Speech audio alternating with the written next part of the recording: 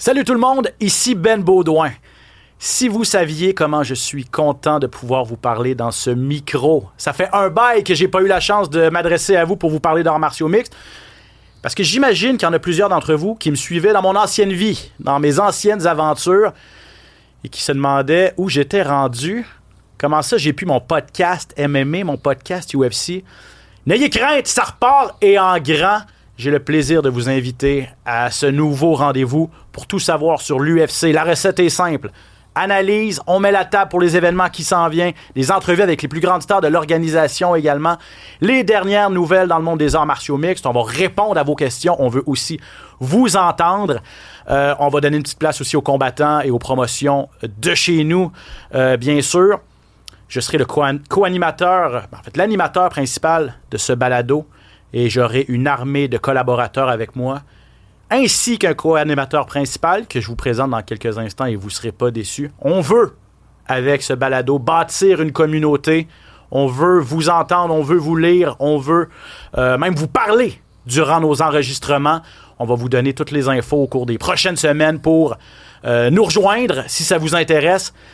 Mais sans plus tarder, bienvenue dans cette nouvelle aventure. J'espère que vous serez des nôtres.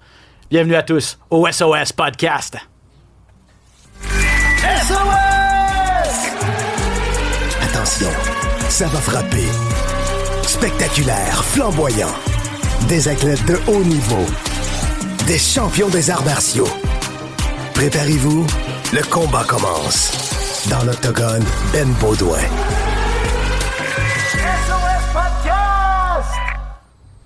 Eh ouais, ça prenait un rendez-vous d'arts martiaux mixtes en français au Québec. Le SOS Podcast, mettez ça dans vos téléchargements, partout où vous regardez vos podcasts.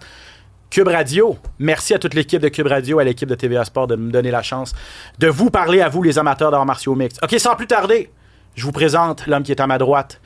Un ancien combattant de l'organisation de l'UFC, un gars qui a le goût, je pense, de s'embarquer dans cette aventure-là. Johan, le White Lion Lennes, mesdames, messieurs. Merci, Johan, d'être là. Content de te voir. Merci, mon Ben. C'est un honneur, puis c'est tout un cadeau que tu m'offres de pouvoir avoir la chance d'être ici. Je suis très content d'être ici, assis à côté de toi. Pas trop stressé? Ah, ça va. Premier podcast? Première fois à l'animation, j'imagine? Premier podcast, ouais, en effet. Regardez ça, là. Il a fait ses devoirs, par exemple. On va vous parler de l'UFC 311 aujourd'hui, là. Il est prêt. J'étais prêt. Studieux, ce Johan. Yes. Très content de te voir. Ça fait longtemps qu'on s'est pas vu. À la fin de l'émission, on va parler de ton parcours parce que tu es encore combattant. Je le disais, tu es un ancien de l'UFC, mais ta carrière n'est pas finie. Tu es ultra occupé. Donc, que tu prennes le temps de venir jaser avec nous, très apprécié. UFC 311, bien sûr, c'est sur toutes les lèvres. Quel événement de l'UFC le week-end dernier du côté de Los Angeles. C'est congé cette fin de semaine pour l'organisation. Islam Makhachev contre Renato Moicano. D'abord, le changement d'adversaire, Johan. Quand tu as vu ça vendredi, Tsarukyan peut pas se battre, Moicano en finale. J'ai pas trop compris parce qu'on va s'entendre que la semaine avant le combat, t'es pas supposé d'être blessé. Il est pas supposé d'arriver d'imprévu. Tu l'as déjà fait, la coupe de poids, là. J'ai fait la coupe de poids à maintes reprises. Je suis quelqu'un qui coupait énormément de poids. J'ai coupé des 22 livres quand j'étais chez les 170 livres à l'UFC. Donc, je comprends pas trop comment tu peux te blesser aussi gravement et annuler un combat aussi important. On le sait, là, il y a eu des 10 semaines et même plus 10-12 semaines de camp d'entraînement pour cette préparation-là, pour ce combat de championnat-là que tout le monde attendait parce que leur premier affrontement s'est terminé par décision. Ouais. Donc, on sait qu'Islam a gagné. Par contre, c'était un combat qui était très serré. Donc, je pense que c'est pour cette raison-là que Dana White, vraiment, là, était pas content. Là, ben, c'est ça. Puis, selon les nouvelles qu'on a eues, c'est que c'est vraiment à la dernière seconde. Là. Moi, je lui ai parlé. J'ai fait une entrevue avec Arman Tsarukyan. C'était la semaine précédente. Je pense que c'était le jeudi. Donc, une semaine là, avant qu'il se blesse. Là, mais tu sais, il m'a dit qu'il était en pleine forme, évidemment. Peut-être qu'il me mentait. Là. Il y avait peut-être déjà un petit quelque chose au dos, mais c'est ça. Se couper des derniers entraînements, c'est pas du gros sparring. Tu vas pas... c'est vraiment... On peaufine les détails. Puis la coupe de poids, ça fait mal partout, mais pas au dos, là, ou à peu près. Oui, exactement. Est-ce qu'on se demande, est-ce qu'il a coupé trop de poids? Est-ce que c'est vraiment une blessure? Est-ce que c'est le stress qui est monté, puis finalement, il a décidé qu'il reculait? Avec une opportunité comme ça serait surprenant. Je suis d'accord, mais on se pose toutes les questions, puis c'est pour cette raison-là que Dana White, je pense que honnêtement, il redonnera pas une chance tout de suite à Tsarukyan. C'est ce qu'il a dit. C'est dommage, par contre, pour lui, parce que si s'est vraiment blessé puis c'est une malchance, c'est pas de sa faute. Mais bref, comment ça s'est passé, c'est Moïcano, qui est classé 10e à 155 livres. Quelle chance inouïe pour lui, à pied levé. Ils ont en plus les mêmes entraîneurs. Donc, les deux s'entraînent à American Top Team, Tsarukyan et Moïcano. Donc, on est resté dans la même équipe. Mais, je veux dire, il est très bon, Renato Moïcano. Il se préparait à affronter Benel Dariush. Tu l'amènes contre le champion, peut-être le meilleur livre pour livre présentement. Écoute, Makhachev a fait qu'une bouchée de Moïcano. T'as été surpris de ça? On y a tous cru, par exemple. On a tous pensé que peut-être que Moïcano aurait eu la chance de pouvoir rivaliser avec Islam Makhachev. Mais écoute, Makhachev, tellement dominant, c'est incroyable. T'sais. Moi, je regarde la liste de ces derniers combattants. Poirier, Volkanovski, Oliveira, Green, Hooker, Duber, il les a tous terminés. Donc, Islam Makhachev, c'est pas un champion qui va faire des décisions. C'est un finisher. C'est quelqu'un qui termine ses combats. Parce que contre Volkanovski, le premier, ça avait été à la décision. Exactement. Il y a eu un rematch et il l'a... Avec un coup de pied à la tête. Assassiné, là, entre guillemets. Là, ouais. Donc, vraiment, là, Islam Makhachev démontre que c'est un combattant dominant. Le meilleur livre pour livre présentement? C'est sûrement le meilleur livre pour livre présentement, sur 15 victoires consécutives. Moi, ce que je trouve impressionnant de ça, c'est qu'il a subi un gros KO, Islam Makhachev, en 2015 contre Adriano Martin. Puis, par la suite, tu sais, quand tu subis un KO comme ça, tu as deux façons de te remettre. T'sais. Soit que c'est très difficile de remonter la pente, et lui, on l'a vu, là, dominant dès son retour. Il termine les combats. Donc, vraiment, là, qui va être capable de pouvoir rivaliser avec Islam Makhachev, tu sais? Ben là, justement, là, tu as parlé de Tsarukyan qui, selon toi, n'obtiendra... Ben, en fait, selon Dana White, qui semble un peu réticent à lui donner tout de suite sa chance, mais qui... Je veux dire, tu l'as fait la liste, là. Ouais. Tous les top 5, il les a battus ou à peu près, là. Là, on a quelqu'un, là. On a Topuria.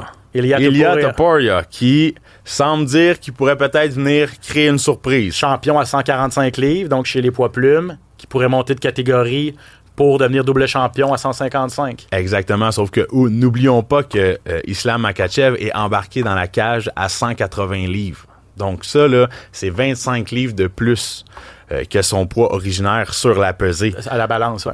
Comment 30 livres même, il a pesé à 155. Il pesait 180? Ouais, 180. OK, 25 livres de plus. Comment Ilia Topuria va pouvoir rivaliser avec Islam Makhachev, qui, on le sait et on le voit, est dominant, semble fort physiquement. Donc, Par contre, tout le monde veut voir ce combat-là. Tout le monde voudrait voir ce combat-là. Mais moi, j'ai une autre option pour toi. Parce que tu as parlé du gabarit de Makhachev. C'est un super gros poids léger.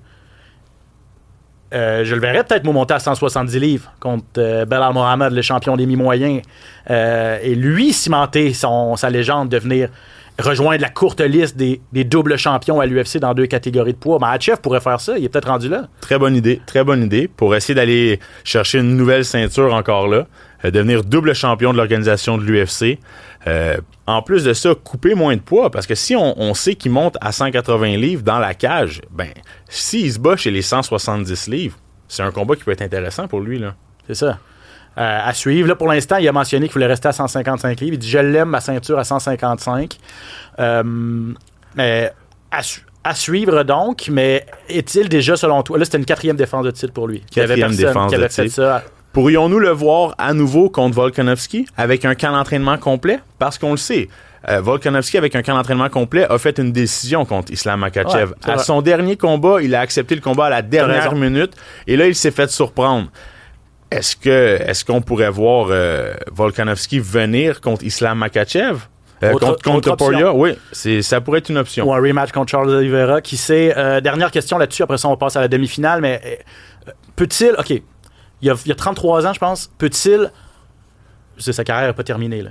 Lorsqu'il va accrocher ses gants, est-ce que tu vois un scénario dans lequel le meilleur combattant de l'histoire, le GOAT, s'appelle Islam Makhachev?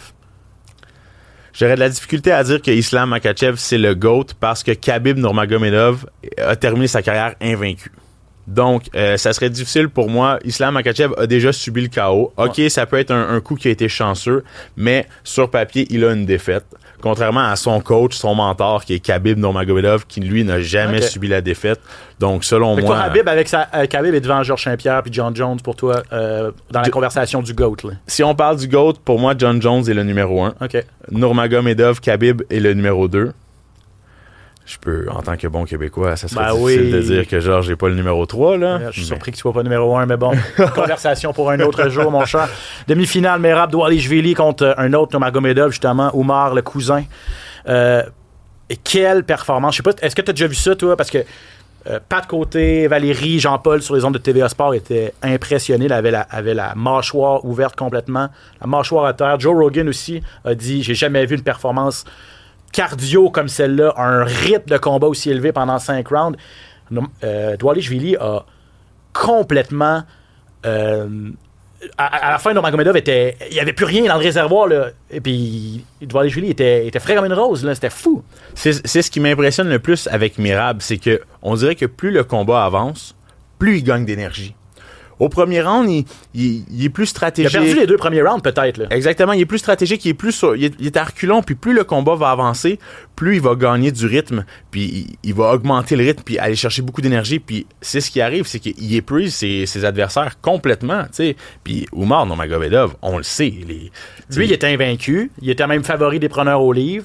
Les gens étaient de la famille Nurmagomedov qui n'avait jamais subi la défaite là. C'est ça. Ils sont 3 frères, 3 cousins à ne jamais avoir subi la défaite. Donc, c'est très impressionnant. Puis Merab, ce que je trouve le plus impressionnant là-dedans, c'est qu'il a montré que la famille Nurmagomedov était battable. Uh-huh. Sur papier, il a montré que cette famille-là était pas invincible.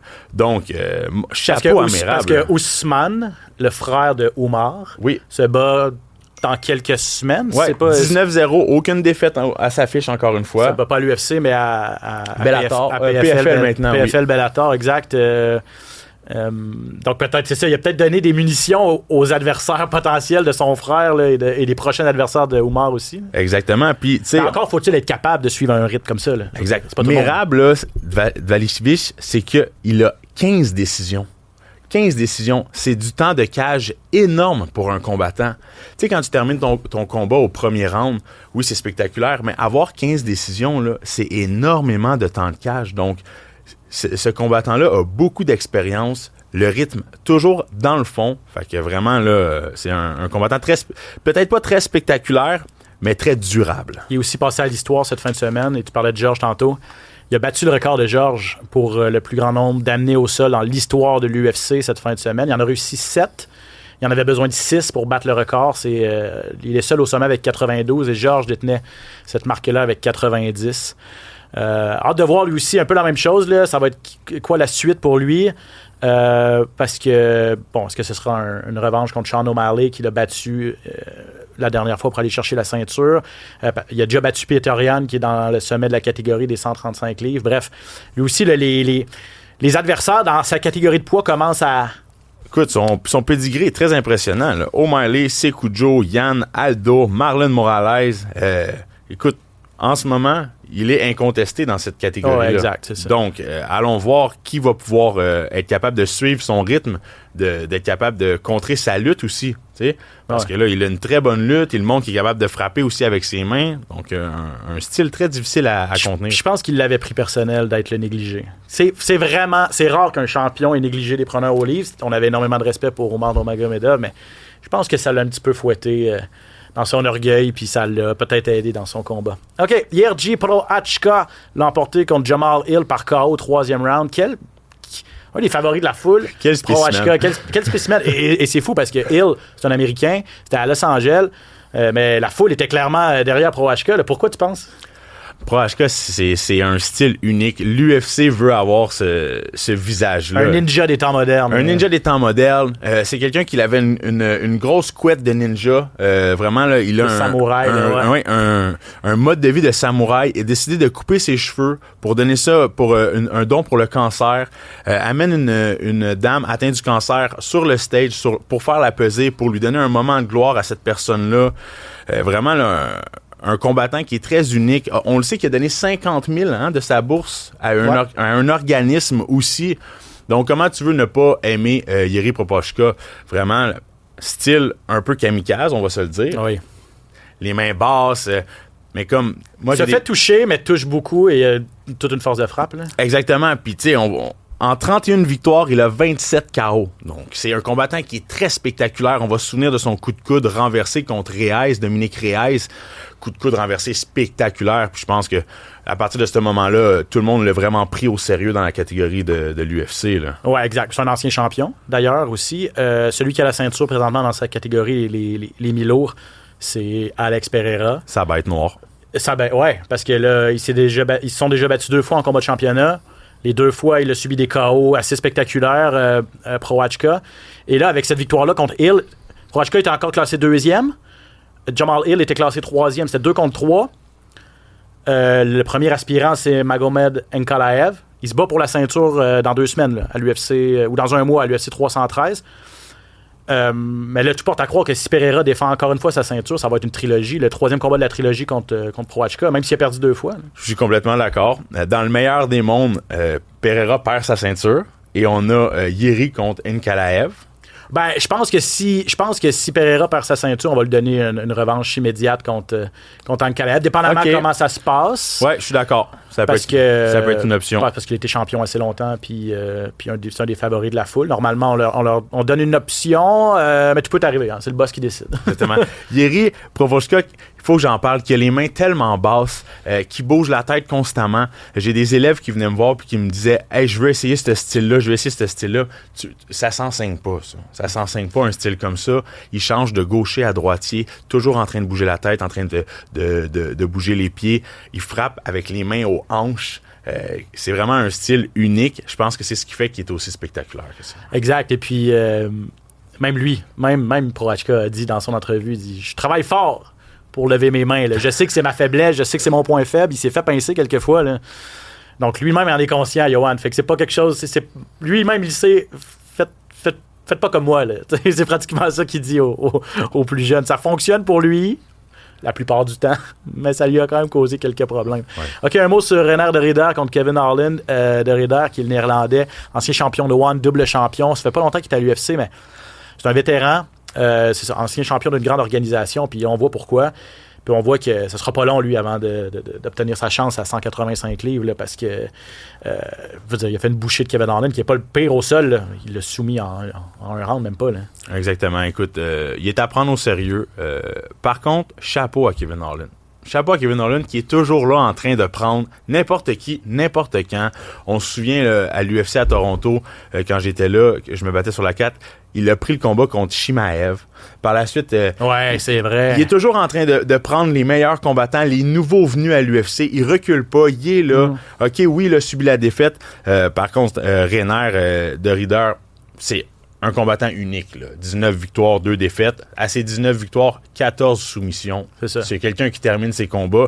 Et à noter pour les fans d'arts martiaux mixtes, peut-être plus fans de jiu-jitsu brésilien, il a déjà battu André Galvao dans une compétition de jiu-jitsu. André Galvao, en ce moment, Ben, c'est pas mal un des... Peut-être que Gordon Ryan a pris le dessus, mais avant, André Galvao était un des meilleurs au niveau du jiu-jitsu brésilien dans le monde du jiu-jitsu. Et Ridder l'a battu. Donc, tu sais, ça montre... Ça vous donne son niveau, là. Ça vous donne une idée de son niveau. À quel point il est dominant, là. Ouais, exact. Une autre chose que je veux parler, c'est la différence de poids. Vas-y. 22 livres entre les deux. Harlan avait 22 livres de moins que son adversaire. Donc là, je pense que l'UFC devrait peut-être se poser des questions. Là. Est-ce qu'on devrait amener une catégorie de 165, 175, 185? Parce que clairement, dans ces catégories-là, il y a des grosses différences de poids. Puis quand on se ramasse en corps à corps, ça fait la différence. Est-ce que toi, tu disais que tu coupais beaucoup de poids pour faire 170? S'il y avait eu une catégorie à 175, c'est sûr que ça aurait été plus avantageux pour toi? Oui, parce que les dernières livres sont ceux qui sont le plus difficiles. Donc, les premiers 10-15 livres, c'est pas facile, mais c'est pas dramatique. Les derniers 5, 3, 4, 5 livres, c'est eux qui font le plus mal. Donc, vraiment, je pense qu'éventuellement, une différence de 22 livres dans un combat, c'est flagrant. Oui, c'est sûr. Surtout quand on est rendu au sol, puis que tu es capable de mettre tout ton 22 livres de plus sur ton adversaire. Exactement. Oui, effectivement, ça fait une différence. Je vous ai dit tantôt que l'UFC est en congé, une des rares semaines de congé, là, dans l'organisation. Donc, pas de gala cette semaine. Le prochain, c'est le 1er février. Ça va être ça va être à Riyad, en Arabie Saoudite. c'est une carte incroyable parce qu'en finale, ça va être Israël Adesanya contre Nassourdine Imavov. La semaine prochaine, au podcast, soyez là parce qu'on va avoir une entrevue et des commentaires de Nassourdine Imavov. Je lui ai parlé il y a quelques jours pour une immense opportunité pour lui. Il avait demandé un combat de championnat du monde. Imavov, il est classé 5e chez les moyens. Mais comme plan de consolation, c'est pas un combat de championnat, mais on lui donne une méga vedette. Et clairement, s'il bat Adesanya, c'est le titre qui l'attend. Hein. Tout le monde voudrait affronter Israël Adesanya en ce moment. T'sais. Il a tellement eu une belle carrière. Ça a été un champion de renommée. En ce moment, il semble être un petit peu plus sur la pente descendante. Quoique là, il a été s'entraîner. Robert Whittaker est rendu avec lui pour s'entraîner. Je trouve ça vraiment beau de voir deux adversaires. Deux anciens ennemis jurés. Ennemis jurés, là, parce qu'ils se sont battus plus qu'une fois. Là, puis Adesanya a passé le chaos violemment à Whittaker. Donc vraiment, Imanov contre Adesanya. Une chance rêvée pour Adesanya de revenir dans une colonne gagnante. Ouais. C'est 4 défaites à ses 5 derniers. Oui, exactement. Par contre, Imanov, on le sait, une bonne équipe autour de lui, une chance inouïe pour lui d'aller chercher une belle victoire puis de se rapprocher du titre. Là. C'est ça. Première fois depuis 2019 qu'Israël Adesanya ne se battra pas en championnat avec une ceinture en jeu. Donc, on parle de 5-6 ans là, que... C'était toujours des gros combats. Puis c'est battu des souvent. 5 rounds, c'était toujours des 5. Ben là, il va être en finale 5 rounds aussi, mais il n'y aura pas la pression de défendre une ceinture ou d'aller chercher une ceinture. Il disait en entrevue, je pense qu'il faut que je recommence à avoir du fun. Je me mettais énormément de pression, puis c'est dur de rester au sommet et tout ça. Là, vraiment, il est de retour un peu, pas incognito, là, parce qu'il est en finale d'un événement UFC, mais il y a vraiment moins de beaucoup de moins de lumière sur lui. Ouais, c'est ça. L'enjeu est vraiment moins grand. Quoique, puis lui, il dit la pression est toute sur Imavov. C'est lui le chasseur. Moi, je protège un peu ma place et tout ça. Mais par exemple, s'il devait perdre contre Imavov à Adesanya, ça serait, là, il y a 35 ans, ça serait brutal pour lui pour la suite des choses quand même. Là. Ça serait difficile de perdre ce combat-là, certainement.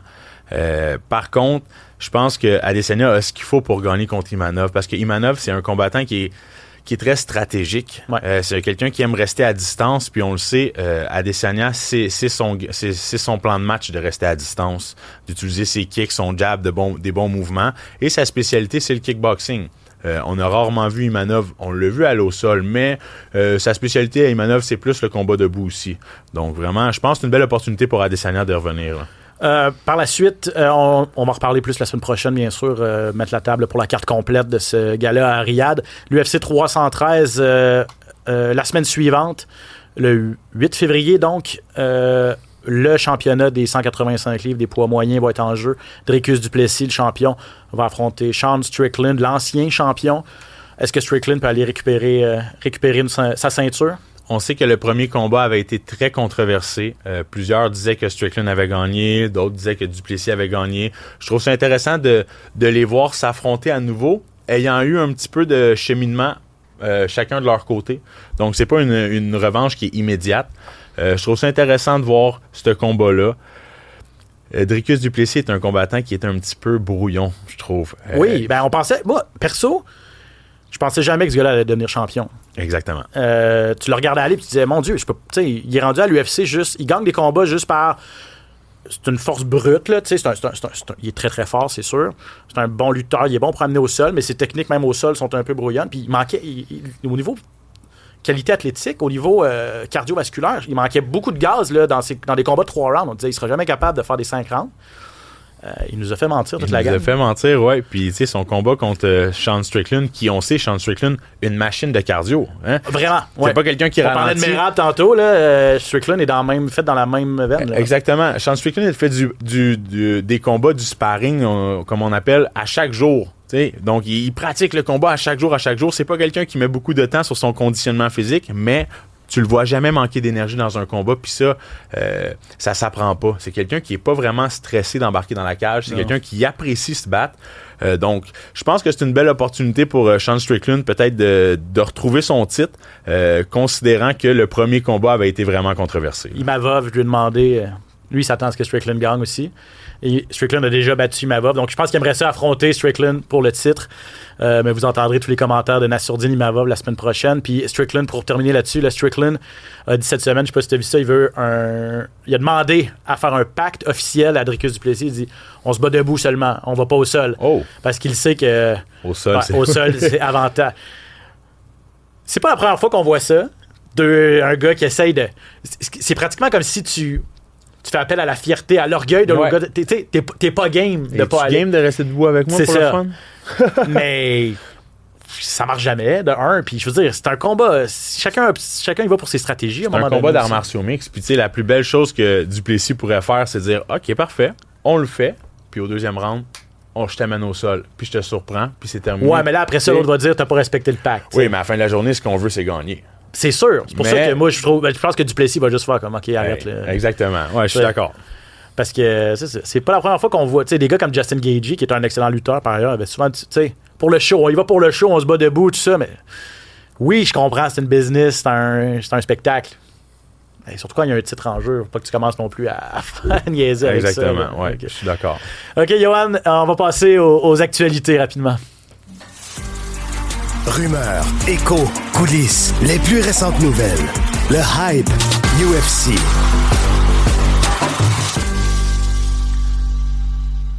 Assez tranquille dans les actualités cette semaine, Johan, parce que c'est sûr, on n'en avait que pour l'UFC 311. Là, on était dans les analyses et tout ça, de tout ce qui se passait. Parce que, ça a été un gala quand même extraordinaire et surtout avec un revirement de situation inattendu. Une des nouvelles qui a été annoncée pas longtemps avant le gala, c'est le retour de la télésérie Ultimate Fighter. 33e saison, si je ne m'abuse. Ceux qui ne la connaissent pas ou ceux qui connaissent pas le concept, là, c'est des équipes de combattants avec des coachs qui s'affrontent. On les enferme dans une maison aussi à Las Vegas. Donc, il y a tout cet aspect-là de télé-réalité. Puis à la fin, le gagnant remporte un contrat de l'UFC. Les coachs, Chael Sonnen contre Daniel Cormier. D'ailleurs, ça, d'habitude, on prend des combattants actuels et on se dit les coachs vont s'affronter éventuellement dans l'UFC. Là, cette fois-ci, on prend des combattants retraités, des analystes. Je pense que c'est la bonne chose parce que on a eu droit à des coachs un peu beige par le passé, là, ou dans les dernières saisons. Ces deux gars-là sont loin d'être beige, puis ils ont un podcast ensemble de Good Guy and the Bad Guy. C'est sûr que Chael Sonnen, c'est le bad guy, Daniel Cormier, c'est le good guy. Je pense que ça peut donner un bon show quand même. Là. Honnêtement, c'est deux anciens combattants qui vont donner un show spectaculaire. On le sait, Sonnen, il a pas la langue dans sa poche. Il est toujours là pour parler de sujets un peu qui vont faire réagir. Daniel Cormier, lui, c'est le papa, le bon gars, le bon monsieur, tu sais, qui paraît bien tout le temps, qui veut bien parler et tout.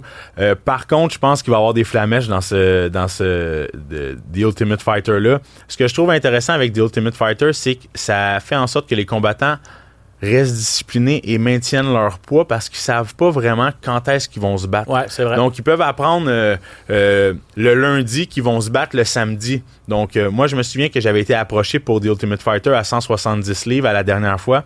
Puis, je pouvais pas me permettre de faire ça parce que j'étais trop un gros combattant pour être à 170 livres. C'est ça, on voit souvent des combattants qui, par exemple, vont faire le show à 185 livres, mais dans leur carrière par la suite, vont se battre à 170 parce que là, ils peuvent couper plus de poids. Parce que, tu sais, si tu te bats 3 fois en 2 mois, tu peux pas te déshydrater 3 fois en 2 mois. Non, donc, vraiment, là, ça prend des athlètes qui sont à leur poids ou qui combattent un petit peu au-dessus du poids. Olivier Aubin-Mercier l'avait fait à 170 livres, tu vois. Voilà. Puis, il a fait sa carrière à 155. s'est rendu en finale, puis il a fait toute sa carrière à 155 ensuite. Mais c'est un bon point que tu amènes, c'est ça. Oui. Donc, vraiment, ça va être intéressant. On le sait, là, The Ultimate Fighter, c'est toujours très divertissant. Ça nous permet de connaître des combattants qui sont de partout dans le monde. Avec les deux têtes d'affiche, Cormier puis Sonnen, on risque pas de s'ennuyer avec ce show-là. Petite question, parce que moi, c'est mon opinion, là, mais je trouve que c'est un concept qui s'essouffle. 33 saisons, ça a commencé en 2005. Avant, on en faisait 2 saisons par année là, depuis quelques années. On a pris même une pause là, en 2018-2021, il n'y en a pas eu. Perso, je trouve que c'est un concept qui s'essouffle et puis surtout que il y a eu une certaine époque où c'était peut-être la porte d'entrée pour l'UFC. Maintenant, tu as Contender Series, qui est la porte d'entrée avec un L majuscule. Est-ce qu'on a encore besoin de faire une télé-réalité? Je pense que c'est pour le spectacle qu'ils font ça. C'est pour le spectacle, peut-être pour donner l'opportunité à des jeunes combattants de vivre l'expérience. Personnellement, je ne participerais pas si j'étais en mesure de pouvoir le faire à nouveau. Je trouve que c'est trop risqué. Je trouve vraiment que c'est risqué. Tu t'en vas là, tu t'éloignes de ta famille, tu t'éloignes de ton gym, de ton équipe pour aller apprendre avec des nouveaux partenaires d'entraînement, des nouveaux coachs. Tu risques beaucoup, contrairement à Contender Series qui est vraiment plus... Tu gagnes, tu as un contrat. C'est ça. C'est pratiquement ce que tu as fait d'ailleurs. Tu as gagné ton contrat à Contender Series. Mais ça, c'est vraiment plus habituel. C'est un concept où ça sort pas des sentiers battus dans le sens que toi, tu te battais pour une organisation qui était LFA, je pense. Ou qui était, Cage Fury, Cage Fury, OK. Puis, tu sais, je veux dire, là, t'as été appelé pour Contender Series, c'est un combat à telle date dans 6 mois, tu as le temps de te préparer, tu sais. Puis, c'est un combat contre quelqu'un que tu connais pas. Tu sais, moi, à Contender Series, je me suis battu contre quelqu'un à l'autre bout du monde, là. Tandis que quand tu te vois à The Ultimate Fighter, c'est possible que tu te battes contre ton coéquipier. Ouais, parce que t'es avec quelqu'un que tu as vécu pendant plusieurs semaines. Tu as créé des liens, tu t'es entraîné ensemble, il connaît ton style, tu connais son style. Là, t'es porté pour... T'es pogné entre parenthèses pour aller te battre contre lui. Pour de vrai... Ça peut être un changement de plan, puis ça peut vraiment te déstabiliser mentalement. Là. OK, rapido. Corey Sandhagen a dit cette semaine que Sean O'Malley ne devrait pas obtenir de combat revanche contre Merab Dvalishvili pour la ceinture des 135 livres et qu'il devrait affronter... On devrait faire un combat éliminatoire, en fait, entre Sandhagen et O'Malley. Les deux ont perdu contre Merab. Sandhagen auparavant et O'Malley à l'UFC 306 il y a quelques semaines. Pour le titre, t'es d'accord avec ça? Parce que il faut dire qu'O'Malley s'est fait brasser comme une poupée de chiffon contre Merab. Il a pas bien paru. Là. Exactement. Je sais pas si O'Malley c'était pas sa soirée ou si seulement Merab était trop puissant pour lui. Par contre, une chose que je sais, je veux voir Sandhagen contre O'Malley. Ça, je veux le voir. J'ai vraiment hâte de voir ce combat-là. Deux combattants spectaculaires qui sont capables de nous sortir des combinaisons qui sortent de l'ordinaire, des coups de pied renversés, des coups de genoux à la volée. Par contre, c'est un combat qui est dangereux pour O'Malley. Parce que Sandhagen, c'est un grand combattant. Il est imprévisible aussi, son style. Imprévisible, un grand combattant, on le sait. Sean O'Malley a de la facilité avec les combattants qui sont un peu plus petits que lui pour sa portée. Lorsqu'il fait un step back, il envoie sa grosse main forte. Donc, Sandhagen pourrait être un combattant qui donnerait de la misère à Sean O'Malley. Ouais, je suis d'accord avec toi. Moi aussi, c'est vrai que je veux plus voir Sandhagen contre O'Malley que n'importe lequel de ces deux-là contre Merab une deuxième fois. T'as raison. En terminant, Yohan, avant de se laisser, parlons de toi parce que, écoute, je sais que t'es un gars ultra occupé. Hey, je sais pas si vous voyez sur la caméra là ici. Je pense que ça, c'est un gars qui vient de sortir du ça gym, fait pas longtemps que... disons qu'il y a 1 heure, j'étais en train de me battre. Donc, tu t'entraînes encore. Et tu combats encore. Tu as ton adversaire pour Samouraï au mois de mars? Oui, Kenan Pettershuk, un combattant de la Colombie-Britannique. Je vais me battre pour Samouraï MMA le 7 mars prochain à Gatineau. Très content. Sans tu lâches pas tout le monde. Les billets sont en vente, je pense. Oui, en tout cas, t'en as à vendre. J'ai des billets à vendre. Je suis vraiment content. Moi, je suis sorti de l'UFC avec 2 défaites consécutives. J'ai attendu 1 an avant de me rebattre. Je me suis acheté une maison. J'ai eu ma petite fille qui a maintenant 1 an et demi. Le gym, j'ai un gym qui me tient beaucoup occupé. Je me promène beaucoup dans les écoles. Donc vraiment, je suis quelqu'un qui est très occupé. Je suis content de ne pas juste être un combattant. J'avais envie d'être plus qu'un combattant. Maintenant, t'es animateur de podcast aussi, man. Regarde, c'est fait. Non, mais donc vraiment, je suis content. Tu sais, j'ai beaucoup de cordes dans mon arc. Puis de pouvoir faire un retour comme ça, j'ai gagné mon dernier combat pour l'organisation Samouraï MMA au Casino de Montréal contre le double champion de l'organisation de BFL. Donc vraiment, je suis de retour dans la ligne des gagnants. Puis j'ai bien hâte d'aller gagner mon prochain combat aussi. Puis idéalement, l'année 2025 ressemble à quoi pour Yohan Lennes? 3 victoires consécutives, puis on retourne à l'UFC. On va terminer ça en beauté. C'est dit, on visualise ça. Yohan, merci beaucoup. Comment t'as trouvé ta première expérience? Génial. J'ai hâte à jeudi prochain ou vendredi prochain, peu importe. Jeudi, on va essayer d'enregistrer ça tous les jeudis. Donc, soyez des notes pour le SOS Podcast, oui. Écrivez. Yohan est facile à trouver sur les médias sociaux. Je suis facile à retrouver sur les médias sociaux. Benoît Baudouin, Twitter, Instagram, même Facebook. X, on va dire X, c'est la formulation. Donc, écrivez-nous vos questions, écrivez-nous vos commentaires. J'espère que vous avez apprécié. S'il y a des sujets que vous voulez qu'on aborde, on est ouvert à toutes les suggestions et c'est un podcast qu'on va bâtir au cours des prochaines semaines et on veut se créer le Team SOS. Je fais des blagues avec ça, mais je veux qu'on crée la communauté d'amateurs d'arts martiaux mixtes du Québec. Je veux qu'on soit plusieurs à pouvoir partager, à pouvoir se jaser de notre passion, de notre sport préféré. Donc, on espère que vous allez nous suivre dans cette belle aventure. Yohan Lennes, le White Lion, merci énormément, mon ami. Merci énormément à vous qui nous avez écoutés pour ce premier sujet, pour ce premier épisode du SOS Podcast. Je m'appelle Benoît Beaudoin. À tout le monde, je vous dis à la semaine prochaine. Ciao!